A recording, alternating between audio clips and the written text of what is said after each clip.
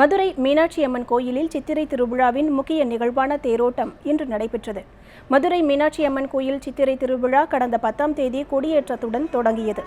முக்கிய நிகழ்வான தேரோட்டம் காலை 6 மணிக்கு தொடங்கியது. 4 மாசி வீதிகளில் சுவாமி அம்மன் தேர்கள் வலம் வருகின்றன. ஊர்கூடி தேர் இழுக்கும் விழாவான தேரோட்ட நிகழ்வு மக்களின் ஒற்றுமையை பிரதிபலிக்கும் ஒன்றாக கருதப்படுகிறது. இன்று பிற்பகலில் தேரோட்ட நிகழ்ச்சி முடிவடைந்தது. இதனுடன் சித்திரை திருவிழாவின் ஒரு பகுதி நிறைவு பெறுகிறது. சித்திரை திருவிழாவின் மற்றொரு பகுதியான கள்ளழகர் வைகை ஆற்றில் இறங்கும் வைபவம் 22ஆம் தேதி நடைபெறுகிறது.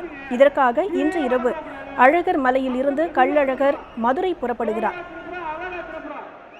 மதுரையோட கலாச்சாரத்தை பிரதிபலிக்கிற ஒவ்வொரு விஷயத்தில் இது ரொம்ப மிக மிக முக்கியமான விஷயம். தேரோட்டம் அப்படிங்கிறது இந்த சாதி மத பேதம் இல்லாமல் பொதுவாக மக்கள் எல்லாரும் இவ்வளவு வெயிலையும் பொருட்படுத்தாமல் ஒரு குதூகலம் சித்திரை திருவிழா அந்த பாரம்பரியம் இது எல்லாமே கிடைக்கிற ஒரு விஷயம். மதுரையோட ஒரு மனம் அப்படின்ற சொல்கிற மாதிரியான அந்த தேரோட்டம் அப்படிங்கிறது ரொம்ப வெகு சிறப்பாக நடந்துக்கிட்டு இருக்கு. பொதுமக்கள் பக்தர்களோட உற்சாகத்தை நம்ம பார்த்தாலே தெரியும். தேரோட்டம் ரொம்ப அருமையாக இருந்தது.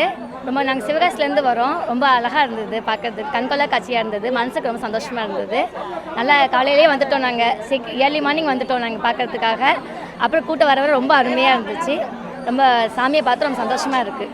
இந்த வட்டம் ஆரவாரம் எழுச்சி ரொம்ப அதிகமாக ஒருத்தர் சங்கு ஊதுறது இதெல்லாம் நாங்கள் முந்திலாம் 10 வருஷம் முன்னால் பார்க்கல. இப்போ வருஷம் எல்லாருமே தன்னார்வமாக வந்து நல்லா வந்து அந்த சங்க ஊதி எல்லாத்துக்கும் உற்சாகம் பண்ணி கோயிலெலாம் எப்படி இருக்குன்ற இந்த வட்டம் ரொம்ப விமர்சனையாக இருந்துச்சு. ரொம்ப நல்லாவும் இருந்துச்சு. மக்கள் ரொம்ப ஆரவாரமாக இருந்தாங்க. தேரை வந்து நல்லா தரிசித்தாங்க. அம்மாவோட தரிசனம் நல்லா கிடச்சிச்சு. 7 மாசி வீதி 8 மாசி ட்ரைனிங்கில் கொஞ்சம் சிரமப்பட்டு தான் போகும் எப்போயுமே. ஆனால் இந்த ட்ரிப் நல்லபடியாக அந்த அம்மனுடைய சாமியோடைய அருளால் நல்லபடியாக போச்சு. மக்கள் அனைவரும் நல்லபடியாக நிம்மதியாக நம்ம